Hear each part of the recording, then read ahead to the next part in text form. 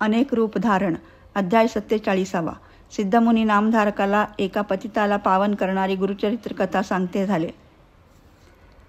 श्री गुरुचे वास्तव्य गाणगापुरात असताना एका दिवाळीच्या सणाला त्यांचे 7 शिष्य त्यांना आपल्या घरी भिक्षेला आमंत्रण देण्यात आले. सर्वच जणांवर त्यांची सारखी प्रीती होती, पण सर्वांची गावे दूर अंतरावर असल्यामुळे त्यांनी शिष्यांना दिवस वाटून घेण्याला सांगितले.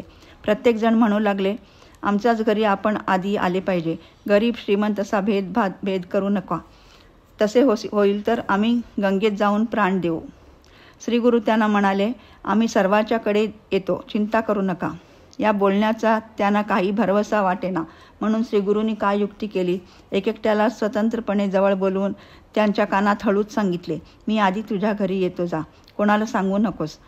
अशा रीतीने सर्वांची समजूत करून त्यांना आपापल्या गावी पाठवून दिले आणि गाणगापुरातील भक्तांनाही आम्ही दिवाळी दिवशी येथेच राहू, कोठे जाणार नाही असे आश्वासन दिले.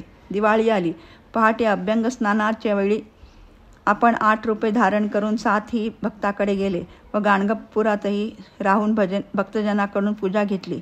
पुढे कार्तिकी पौर्णिमेला जेव्हा सर्व ठिकाणाचे भक्त एकत्र जमले तेव्हा त्यांना खात्री पटली की श्री गुरु म्हणजे सर्व ठाई वास करणारा असा श्रीहरीचा अवतारच. म्हणून भक्तजनांनी नानापरी स्तुती केली. दीपाराधना समाराधना इत्यादी करून आनंदित झाले. अध्याय 47 समाप्त. श्री गुरु दत्तात्रेयार्पणमस्तु. शुभम भवतु.